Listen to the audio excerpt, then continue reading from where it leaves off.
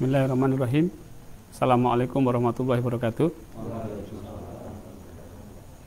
Alhamdulillahirabbil alamin. Shalatu wassalamu ala asrafil anbiya'i wal mursalin wa ala alihi wa sahbihi wa salim ajma'in. Bapak-bapak yang ada di Padepokan dan sahabat-sahabat semua yang saat ini mengikuti secara online siaran kita di Padepokan,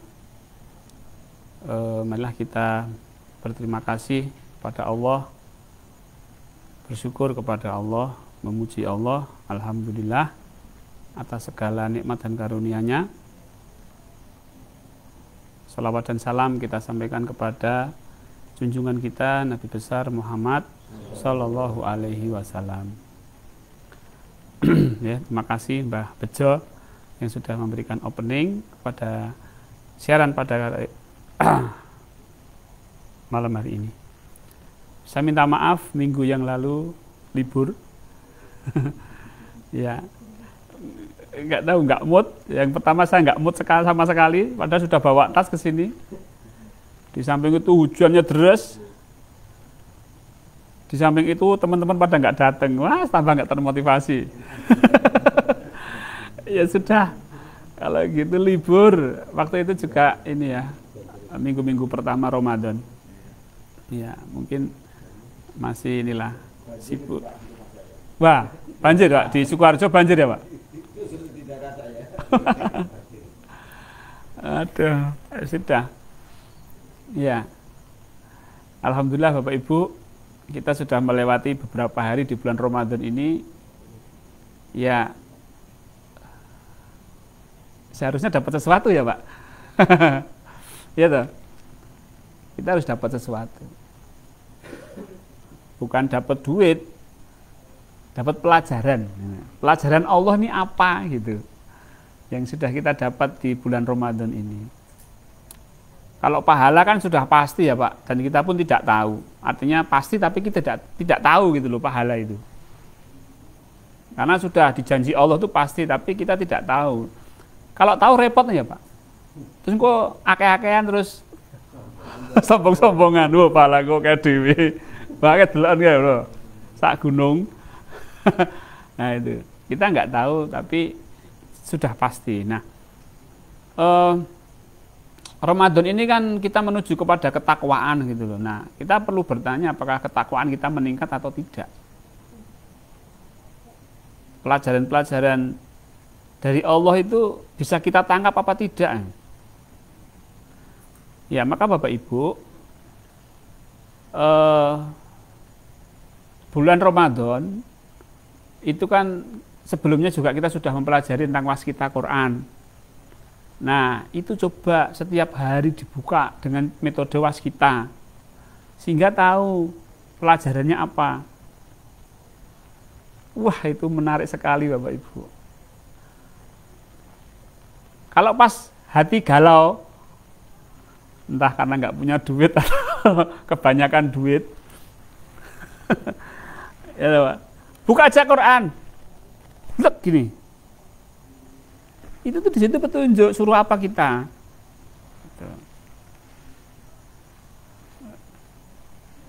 Kalau kita mikir sesuatu masalah, ya Allah, hamba mohon petunjukmu dari masalah saya, buka biak gitu. Di situ solusi Allah. Nah itu. Apalagi Ramadan ini memang diturunkannya Al-Quran itu di bulan Ramadan. Betul nggak Pak? 17 Ramadan itu kan nuzulul Quran. Nah Bapak Ibu, nah selain kita Ramadan itu waskita Quran, coba puasanya ini sekedar mengingatkan saja, nanti masuk ke apa? Iktikaf. Saya akan mulai dulu dari puasa. Puasa kita itu masih di jasad atau sudah di jiwa? Nah itu. Nah, bagaimana untuk bagaimana untuk kita pindah dari kesadaran jasad ke kesadaran jiwa? Bawa jiwa itu ke Allah. Bawa jiwa itu lurus ke Allah. Bawa jiwa itu untuk terbang menuju kepada Allah. Pasti nanti jiwa itu akan berada di kesadaran jiwa itu sendiri. Dibawa ke atas jadi menyadari Allah. Jadi sadar Allah. Nah, jadi sadar Allah. Kemudian karena gini Bapak Ibu, orang puasa itu ya ngantuk ya, lapar ya haus. Nah itu kesempatan kita untuk bahwa saya ini bukan jasad. Itu harus selalu saya ingatkan. Meskipun ya bosan ya mungkin ya Bapak Ibu. Setiap siaran itu yang tapi orang itu lupa. Ngelih tenan. Nah itu sudah masuk ke kesadaran jasad. Kok ngantuk men ya? Nah itu sudah masuk ke kesadaran jasad. Apalagi emosi. Kurang ajar kok kayak. Nah, itu sudah masuk kesadaran jasad. Itu loh. Kalau dia masuk ke kesadaran jiwa ketika emosi, oh, hati saya emosi. Nah, dia sadar jiwanya. Oh, perut saya lapar. Oh, pikiran saya ruwet. Itu masuk kesadaran jiwa. Oh, hati saya sedih. Gitu. Kalau masuk ke kesadaran jasad, mumet tahu mikir wicah, mumet pecah sendahe. Gitu lah. Tahu pecah sendahe. Orang Karawang nggak mudeng pecah sendahe. Pecah kepala. Gue tak omong kira tak balik enggak kasar banget gitu, Pak. Pecah sendahe gitu kan kita halus ning ya kasar aslinya. Wah, mumet itu berarti kesadaran jasad. Nah, ini coba kita up gitu loh, bahwa kita itu bukan jasad, kita jiwa. Jadi menyadari, oh sekarang sedang pecah sendahi gitu loh. Oh, pikiran saya sedang memikirkan hal yang ruwet. Gitu ya. Nah, itu siang. Nanti ini menjelang buka, biarkan yang makan, yang jiwa ini tetap ada kesadaran jiwa. Yang makan ya makan, yang jiwa tetap biarkan di jiwa, gitu loh.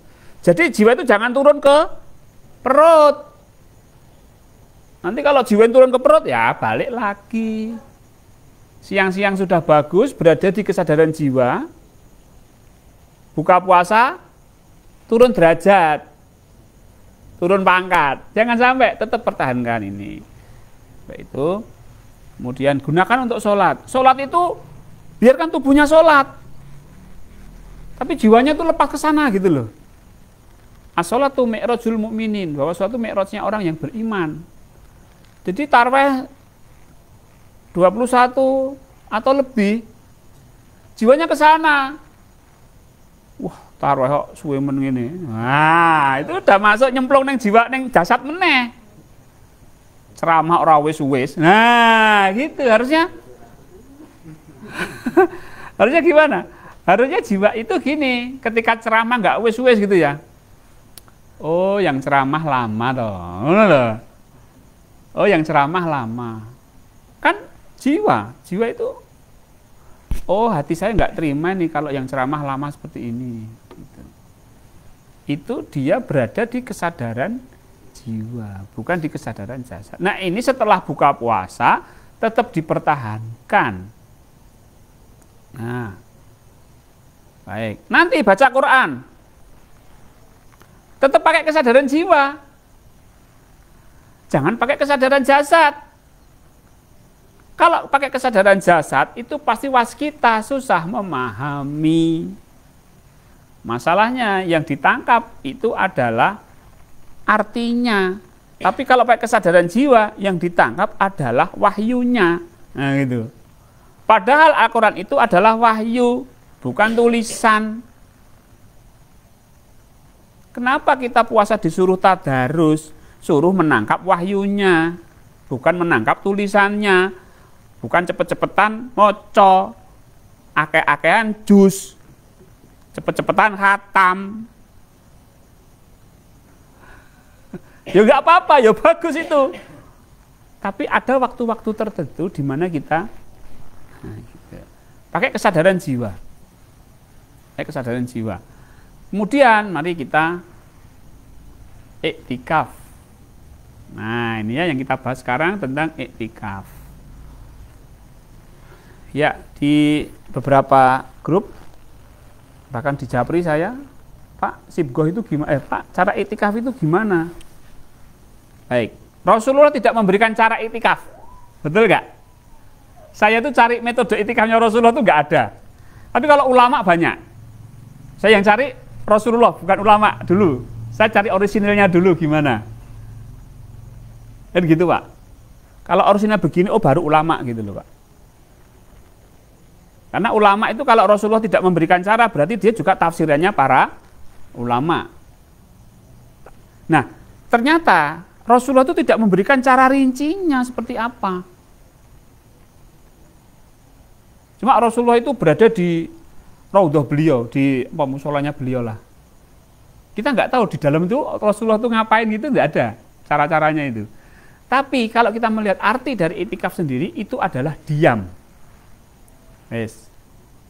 Kata kuncinya cuma satu itu. Meneng, diam. Iktikaf itu adalah diam. Iktikaf itu adalah diam. Terus diam terus melakukan apa terusan? Kira-kira kalau dia melakukan apa, Mbah? Hah? Ya. Ya. Berarti fisiknya itu melakukan apa kalau dia dalam arti iktikaf itu diam? Ya diam. Oh diam kok malah obah, malah salah. Ya dah. Jadi Rasulullah menamakan itu adalah iktikaf, berdiam di masjid. Gitu loh. Berdiam di masjid. Itu meneng tok ning masjid ini. Nek sira mudeng, lha ngopo iki meneng ngene tok iki ngopo? Ngalamun opo piye? Bingung, Pak. Maka dalam diam ini sebenarnya yang diam itu adalah jasadnya. Tadi kan kita sudah latihan toh. Sudah puasa pada kesadaran jiwa, kemudian buka puasa di kesadaran jiwa. Kita tarweh di kesadaran jiwa, kita terus kesadaran jiwa, kita wiridan di kesadaran jiwa. Sekarang tubuhnya diam, sudah nggak usah sholat, nggak usah baca Quran, nggak usah wiridan, diam. Pek. Yang bergerak siapa? Jiwanya. Nah itulah iktikaf. Yang diam adalah jasadnya, yang bergerak ini adalah jiwanya. Plek begini.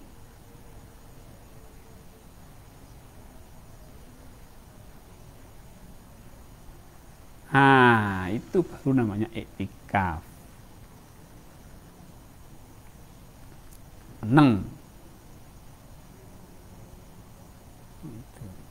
Nah, Pak Ibu, saya mengambil judul pada tema kali ini yaitu tentang iktikaf dengan metode Sibgoh. Ya, Sibghatullah, celupan Allah. Ya. Nah, kalau belum bisa Sibgoh gimana, Pak? Ya sak mampunya. Yang penting diam. Nah, bagi Bapak Ibu yang belajar dzikir nafas, ya, dzikir nafas ini bisa menjadi starter. Starter itu apa?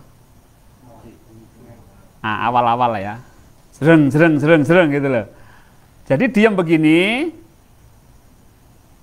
nafas masuk, nafas keluar Allah. Ini kan diam kan?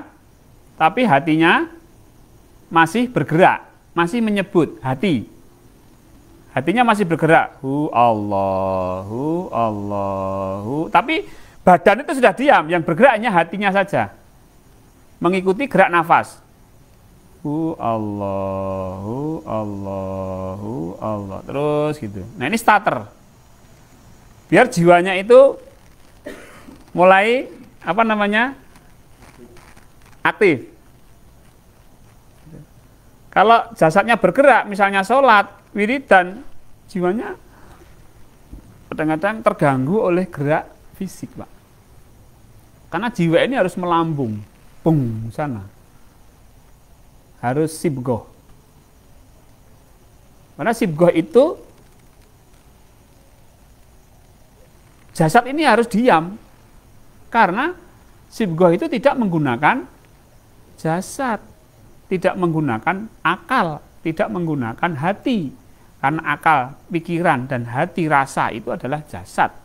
Tidak gunakan itu, tapi gunakan kesadaran. Lek ini. Udah ini kesana terus. Nanti kalau sudah mapan ya, jiwanya sudah mulai, karena hu Allah itu akan membuat jiwa itu lebih mudah untuk meluncur ke Allah. Setelah itu, setelah ini bisa meluncur ke sana, hatinya diam, pek, diam, wis. Nah, kalau sudah hati diam, sudah jiwa itu terbang ke sana, meluncur. Nah, itu. Nah, sampai batas mana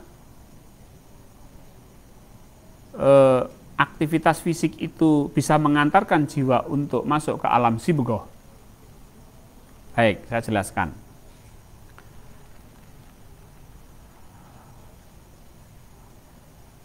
Bapak Ibu harus tahu tahap-tahap DN dari level 1, 2, 3, 4. Yang belum tahu ya belajar. Level 1 misalnya menyadari Allah, menyadari nafas maksudnya menyadari nafas. Level 2 menyebut nama Allah dengan hu Allah. Kemudian level 3 ketika nafas masuk mendekat, nafas keluar berserah. Nah, Bapak Ibu, setelah ini level 4 itu mengantarkan jiwa lepas landas. Oke, jadi ketika kita sudah berserah sampai 0, sampai 0, sampai fana, kemudian afirmasikan dengan nafi isbat. Afirmasikan dengan nafi isbat. Ketika nafi isbatnya adalah yang ada hanya Allah. Ya.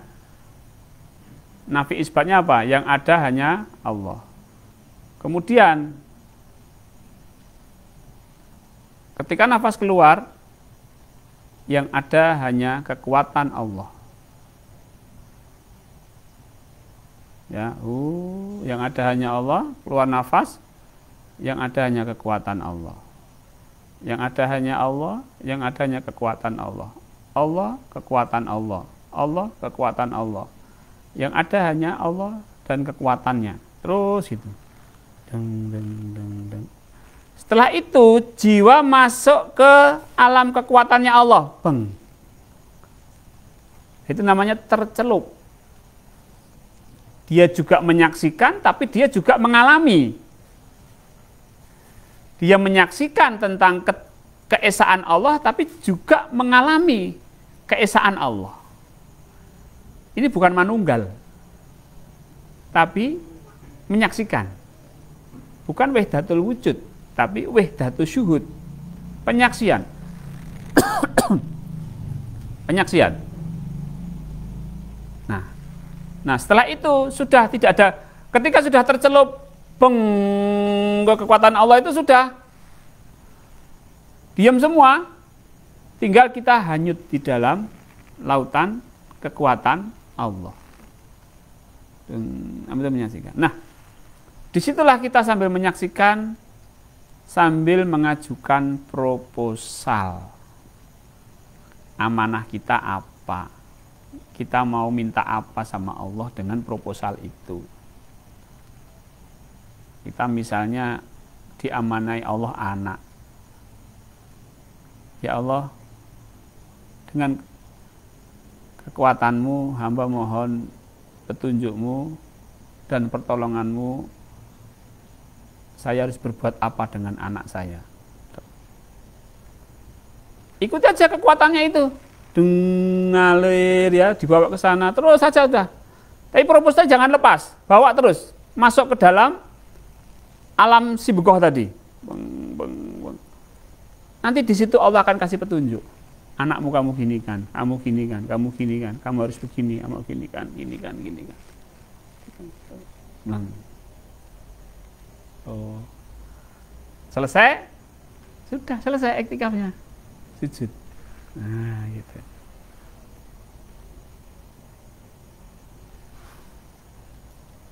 Jadi ini apa namanya iktikaf dengan metode sibgo. Ya, metode sibgo.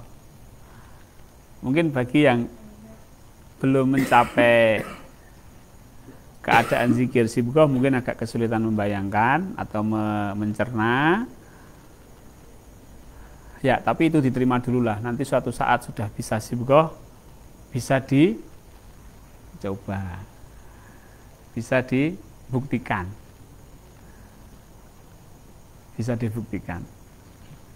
Karena saya sudah membuktikan. Jadi di dalam iktikaf itu bukan, kalau saya ya, mungkin level saya ya, itu bukan apa gitu-gitu loh, bukan sesuatu yang aneh-aneh itu enggak, yang real-real saja. Misalnya saya membawa proposal A gitu, ya Allah apa yang harus saya perbuat dengan A ini, mohon pertolongan dan petunjukmu. Oh gini, kamu harus gini. Itu bukan berupa kata-kata, tapi kita langsung paham. Oh iya. Karena wilayahnya adalah wilayah kesadaran. Saya menyadari maunya Allah begini terhadap masalah saya ini.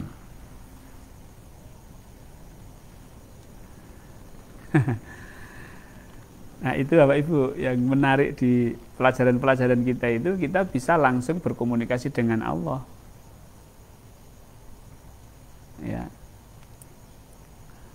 Ya, beberapa tamu di sini yang menginap 1 minggu, 2 minggu. Mbah Bejo ini udah tahunan. Setahun maksudnya.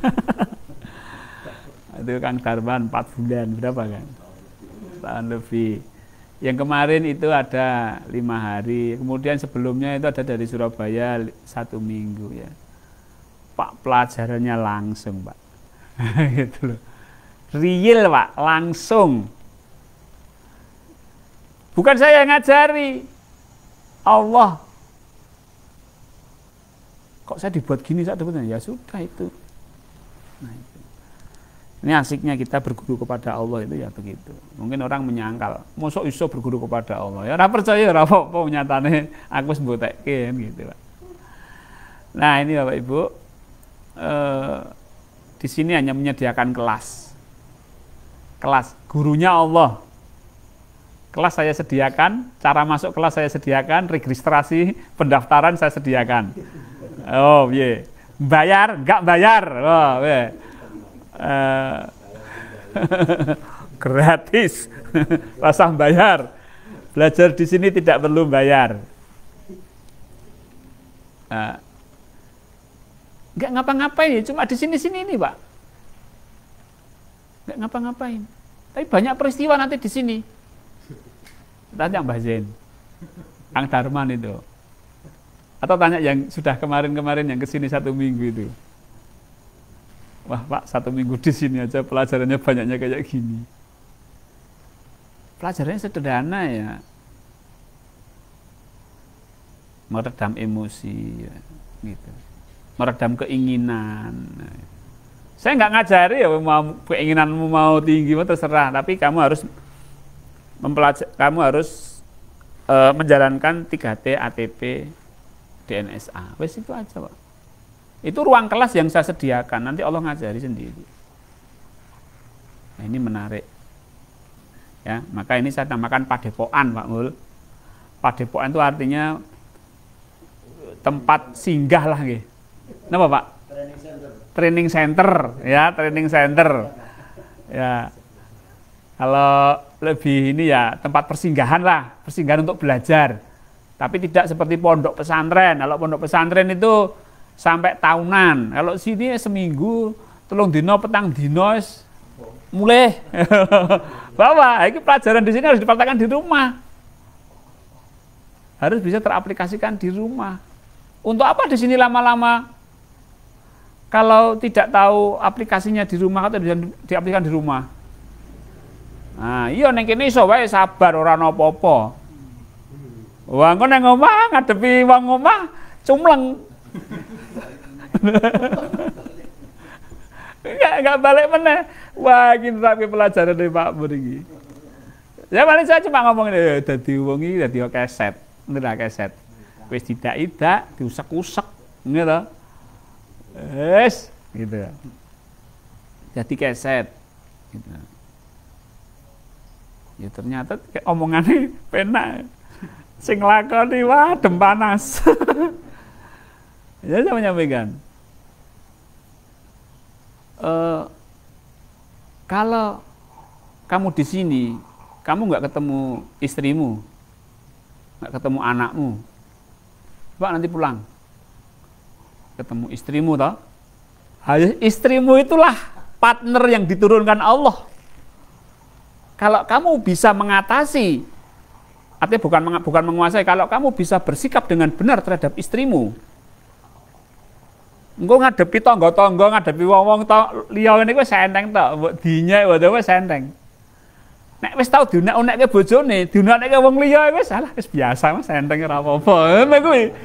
Nek diunekke bojone urung bisa trima, wah, belum tentu ngadepi tetanggane enggak bisa. Pokoknya anggere kuncine ngene, iso ngadepi bojo.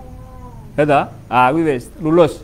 Engko ngadepi wong liya, ngadepi masyarakat ya senteng. Guyang-guyu tok ae lah.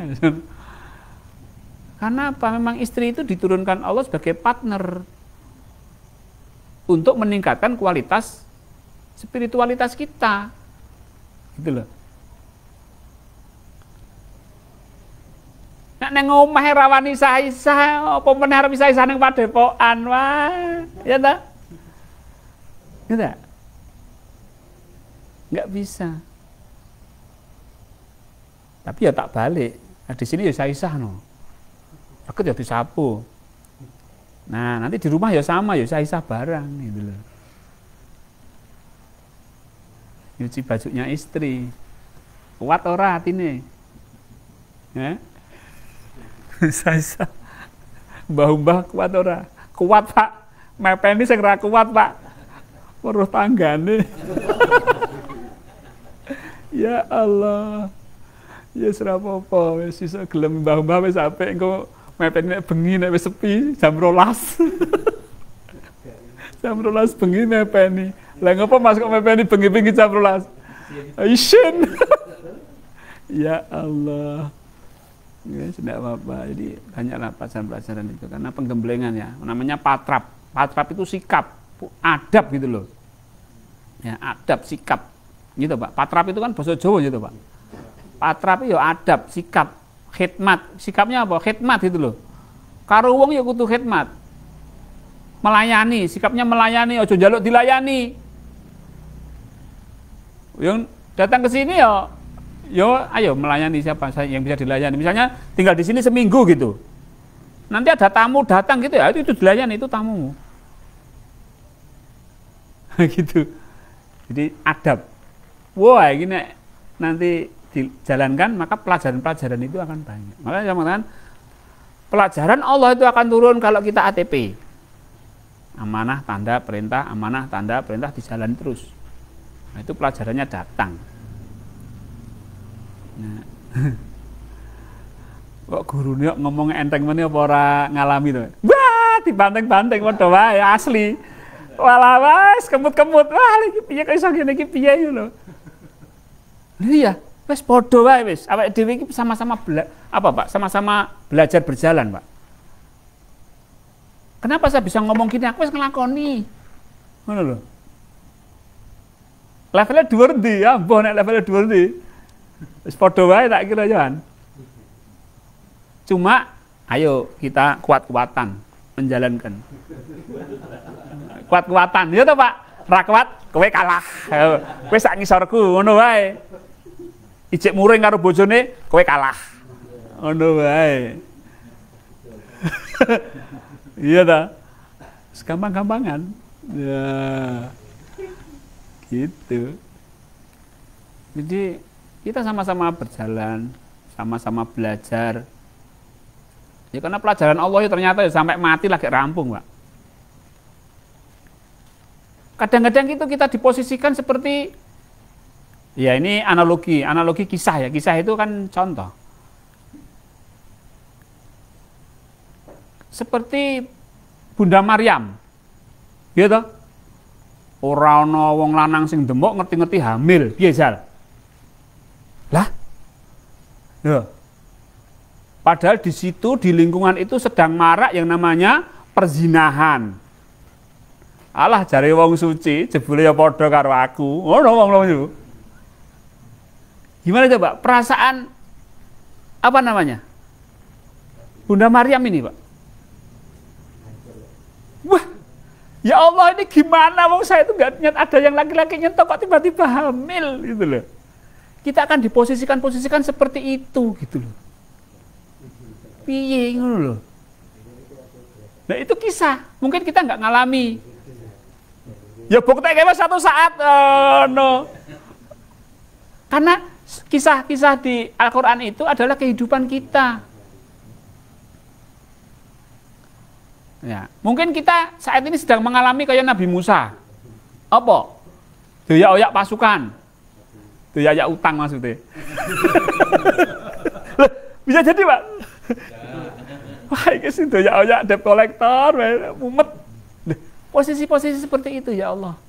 Ini yang utang bukan saya, utang juga untuk anak-anak, untuk istri, untuk ini, tapi kok ini yang dikejar-kejar saya. Lu kan gitu. Ngono Pak. Maka kisah-kisah Nabi itu mbok ya dipelajari gitu loh. Gimana sih caranya Nabi Musa kok bisa mendapatkan pertolongan Allah? Gitu? Bisa.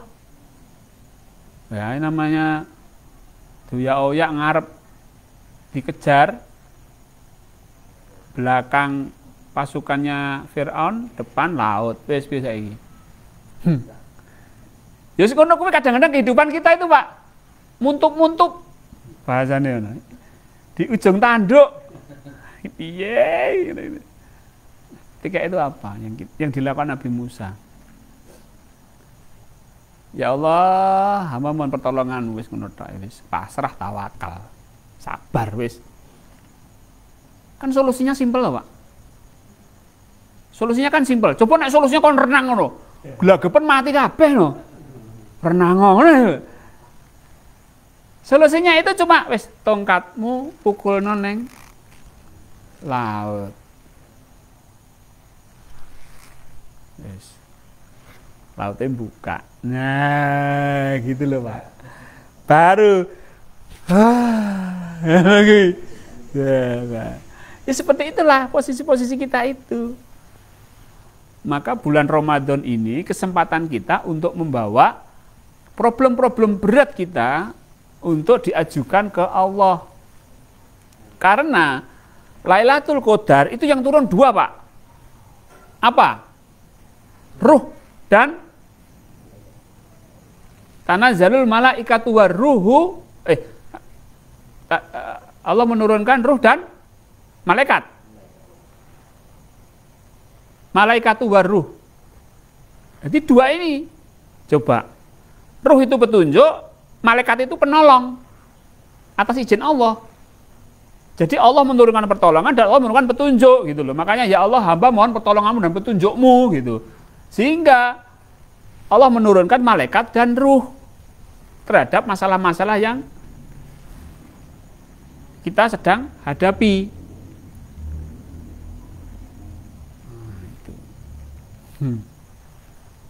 Ya. Jadi, jangan sia-siakan bulan Ramadan, Pak. Ini kesempatan emas. Ya selain mencari pahala ya kita mencari sebuah penyelesaian masalah hidup kita di dunia ini. Ya, baik Bapak Ibu. Jadi itu yang kita bahas pada malam hari ini, memotivasi, memberi semangat kepada siapa? Ya kepada saya sendiri. Dan kepada Bapak Ibu juga. Mudah-mudahan ya ikut tersetrum gitu loh. Ojo malah ngomong orang mudeng ke. Enggak begitu. Ya, saya berusaha untuk bagaimana komunikasi kita ini bisa dipahami gitu ya. Taruhlah misalnya nggak bisa dipahami ya diterima dulu lah. Ya setompo sik ae rasah ngeyel gitu loh. Wong ngeyel ora gunane, ora ana gunane gitu. Coba aku diayel. Aku paling jawabnya sak karepmu kono. Ngeyel tidak ada gunanya kalau dengan ngeyel dengan saya, Pak. Nggih? Mbah Wiro. Ora nesu diayel. Paling aku rentekan ilmumu ngono wae. Urung nyandak kowe. Ngono wae. Aku ora arep bantah, meneng ae wis. Kan gitu Bapak Ibu. Lah piye? Saiki ngene misalnya. Ada anak kecil tanya, "Pak, orgasme itu apa, Pak?" Wah, iki tak jelasno kowe ya ora mudeng le. Ya ta? Lah sak jelaske piye saiki? Dijelaske kok mplong-mplong ngene tok. Wis ngene wae ngene. Kowe wis tau mimi es durung?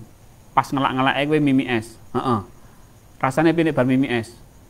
Lega. Ya ngono kuwi. Ya ngono kuwi. Kowe nek mudengi ngono kuwi. Nah, gitu. Engko dipamerke kancane, glek-glek-glek orgasme gitu. Enggak begitu ya. Jadi ya gitulah gimana wong ya. Memang menjelaskan itu kan harus sesuai dengan kadar usianya, umurnya gitu. Kalau memang tidak sesuai nanti malah membuat pemahaman lain. Iya. Saya dulu juga belajar sama guru saya itu gitu, Pak. Guru saya itu sampai gini, Pak. Purwanto yang nggak dijelaskan mesti turu. Ngono kuwi guru kuwi. Nah ya apik deh nek turono kuwi malah Gusti Allah malah nutup ben ra mudeng, nek mudeng malah bingung. Jadi guru saya itu gitu. Lah wis ora mudeng dipikir tenanan kan tambah ruwet to, Pak. Jadi Allah itu betul ya, guru saya menerangkan saya gini, Pak. Gini tuh. Maka saya selalu bawa recorder waktu itu. Zaman tahun-tahun 2000 itu kan belum ada ya. Saya bawa tape recorder yang kecil itu sampai beli saya, setiap ketemu guru itu saya beli sampai 10 kaset. Karena pasti pembicaraan itu dari mulai maghrib sampai subuh, Pak. Paling istirahat isya makan, nanti ngomong lagi. Tak rekam terus. Kan saya sama guru saya khidmat. Wah, guru ki anggere kentekan rokok bingung mesti iki. Kentekan rokok, kentekan kapal api, wah bingung. Zaman semono. Nah, jadi kalau guru itu datang, persediaan saya 3. Tape kaset recorder, kopi sama rokok. Sudah itu. Kira-kira entek, rokok. Sumet ngene cerita meneh, wah sudah. Itu sampai subuh, Pak. Nah, kopi gitu terus. Pernah kok guru saya itu kopinya habis. Hah, kopi entek wis bar leren. Waduh. Kocok, mana ilmu yang begitu ini? Nah, saya yang ini. Kalau guru itu kopinya habis, saya yang buatkan, Pak. Yang namanya khidmat itu ya gimana sih, Pak? Nah, ana murid khidmat karo gurune kuwi, Pak. Ya jenengan ngrasake dhewe. Itu sing digoleki ya aku. Nek apa-apa sing diunek-unek ya aku, Pak. Wis kena kuwi. Tapi saya alhamdulillah. Kemana-mana kalau ke Solo, ke Jawa Tengah dicari ya saya. Endi Purwanto? Boleh, Pak. Nek ketemu ya mah dunia unek ketok ngono kuwi, Pak. Ndak apa-apa gitu. Saya enjoy aja waktu itu. Baik, jadi guru saya cuma bilang, nek ra mudeng ditampa sik wae. Satu saat nanti kamu paham. Betul, Pak.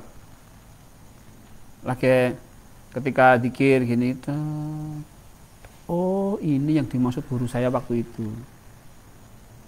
Sedang apa gitu. Oh ini yang dimaksud guru saya waktu itu. Jadi ngehnya itu beberapa minggu kemudian, beberapa bulan kemudian, beberapa tahun kemudian. Nah itu asiknya belajar tasawuf secara langsung ya, yang gurunya Allah itu memang gitu. Guru saya itu kalau bicara ya selos-selos saja, udah enggak ada ini, nggak pakai kitab, nggak pakai apa. Coba Pak, habis maghrib sampai subuh Pak. Terus kuat Pak. Sing kuat iki aku. Ini tapi saya asik kok saya. Ya sok ngantuk ya ngelek neh ngene iki. Tuk ngelek neh ngene. Hah? Baru 1 jam. Baik. Terus lewat 1 jam ya. Iya. Baik. Poso-poso rada disuwek gitu ya. Masa poso-poso singkat-singkat. Ya, Ibu. Baik. Kita habis ini zikir nafas bersama. Ya, nanti kita akan belajar sampai sibuk saya sampaikan. Pokoknya Bapak Ibu, gini caranya Bapak Ibu. Kalau misalnya Bapak Ibu ingin praktisnya, itu tangkap dayanya. Misalnya saya memandu nafas masuk, mendekat ke Allah. Nah dayanya itu kan gitu. Nah itu tangkap itu.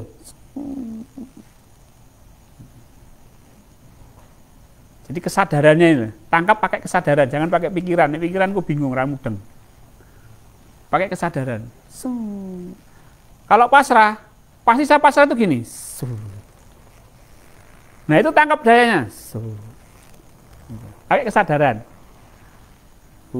Allah. Terus. Nah, ada seorang ulama gini, ngajari sholat khusyuk.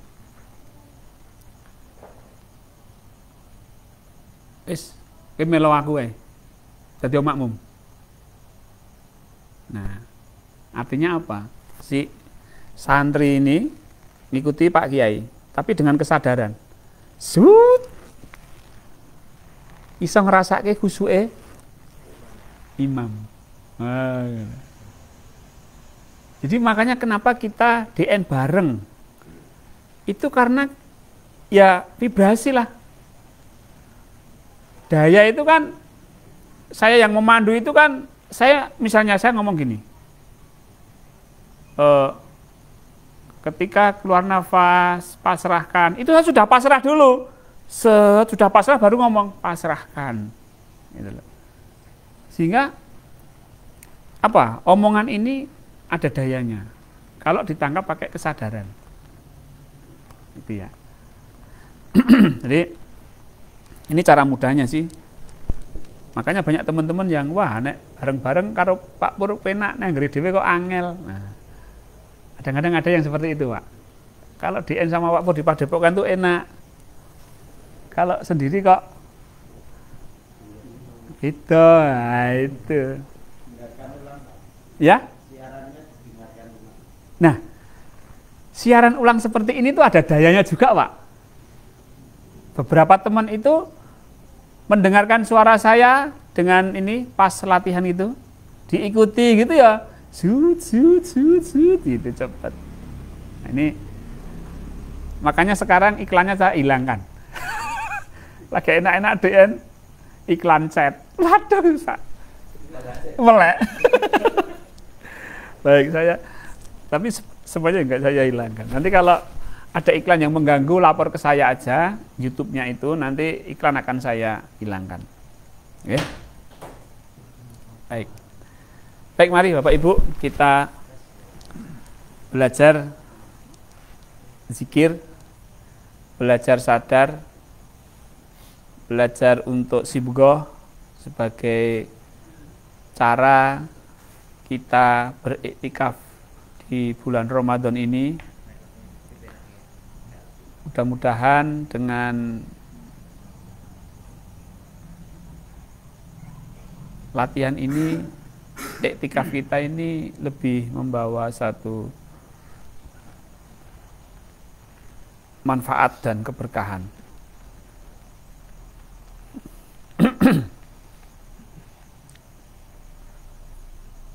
Baik.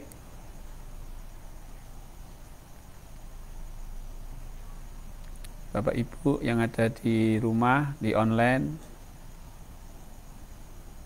pokoknya lurus ke Allah, nanti dayanya akan tersambung.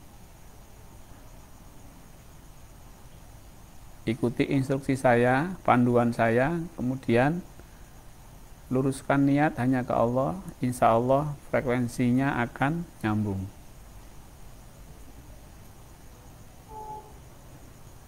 Baik, duduk yang rileks, duduk yang santai, duduk yang nyaman. Sekarang sadari nafasnya.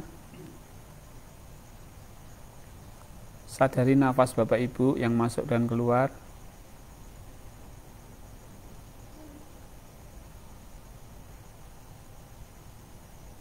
Baik.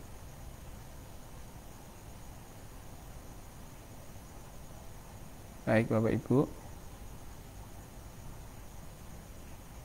Nafas ini adalah perbuatannya Allah.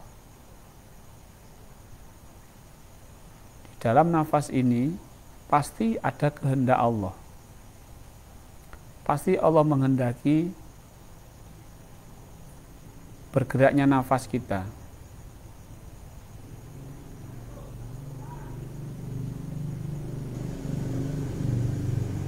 Jadi mari kita sadari Bapak Ibu bahwa nafas ini digerakkan Allah. Dikehendaki Allah, digerakkan Allah. Geraknya nafas itu karena Allah.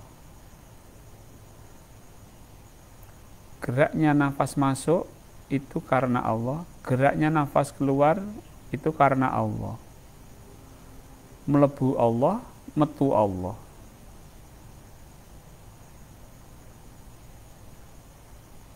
Baik Bapak Ibu, kita akan latihan sampai sibgoh.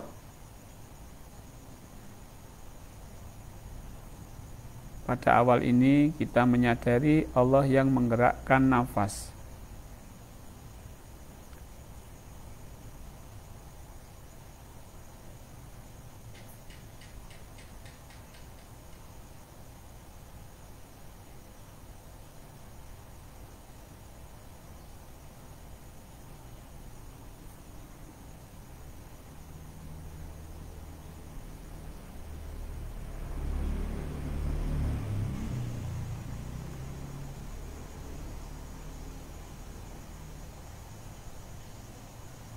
Baik Bapak Ibu, mari kita sebut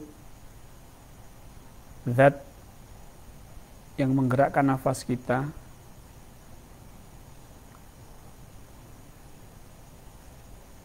Ketika nafas masuk, nafas keluar Allah. Allah. Allah.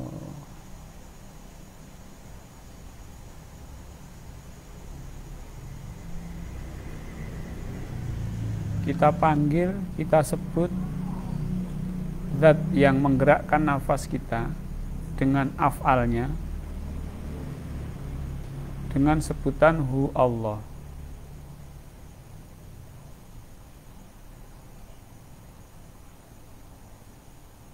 Panggil saja dalam setiap nafas. Hu Allah.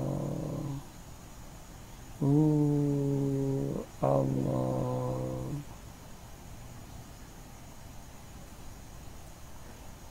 Ketika kesadaran kita itu betul-betul memanggil Allah. Allah.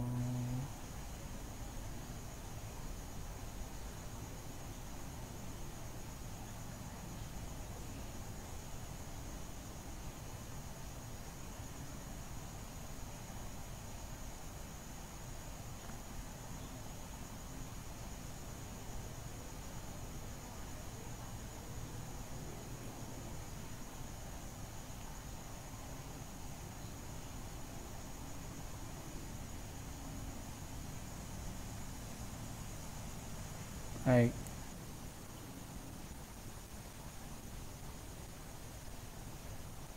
Bapak Ibu,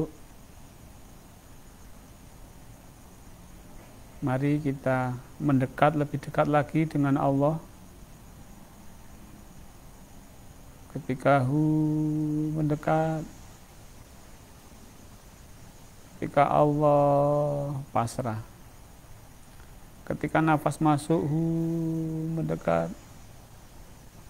Ketika nafas keluar, Allah pasrah.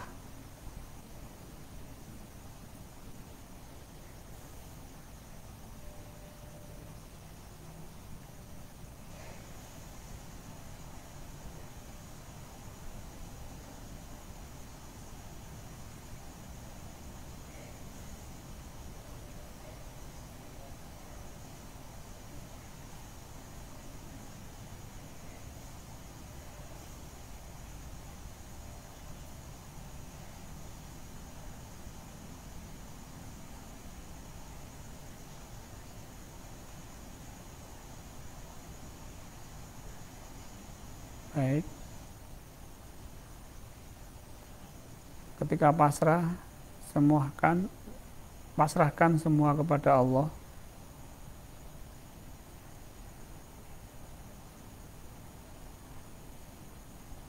Sampai betul-betul kita tidak memiliki apa-apa.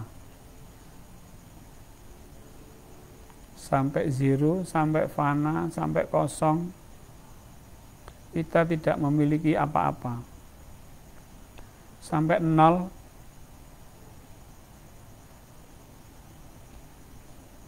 sampai menjadi manusia yang tidak memiliki apa-apa.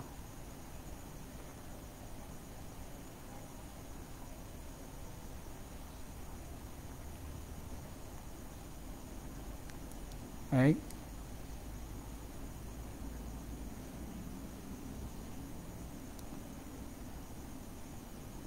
Nah,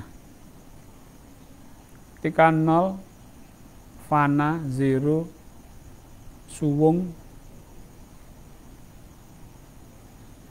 Nafi isbatkan bahwa yang ada hanya Allah.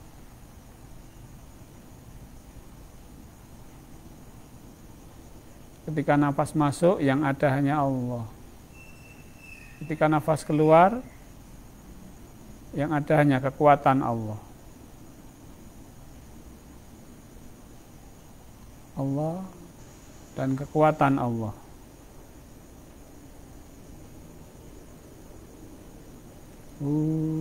Allah. Ketika yang ada hanya Allah. Ketika keluar nafas, Allah. Yang adanya kekuatan Allah.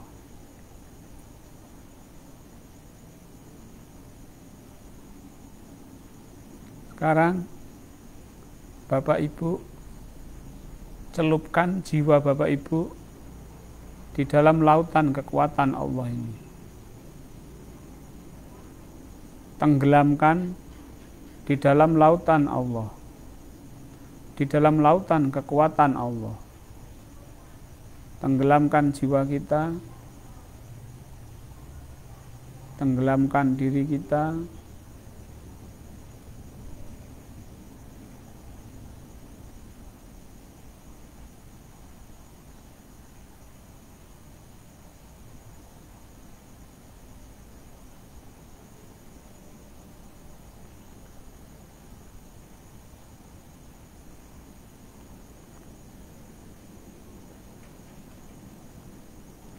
Baik. Di dalam iktikaf, ketika sudah tenggelam, ajukan proposalnya, mohon pertolongan dan mohon petunjuk Allah. Dengan terus tenggelam. Gunakan kesadaran tenggelam di dalam lautan makrifat, di dalam lautan kekuatan Allah. Mohon pertolongan dan mohon petunjuk.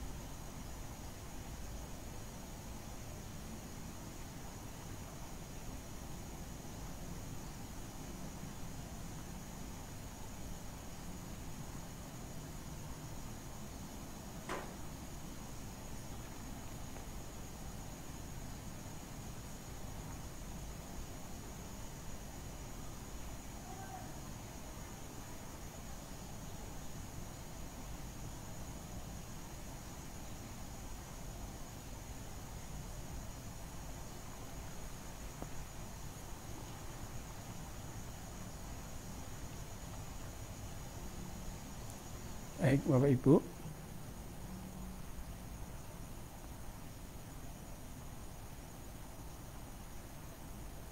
Silakan Bapak Ibu yang di rumah untuk tetap melanjutkan zikirnya. Saya akan mengakhiri siaran langsung ini. Lanjutkan sampai selesai.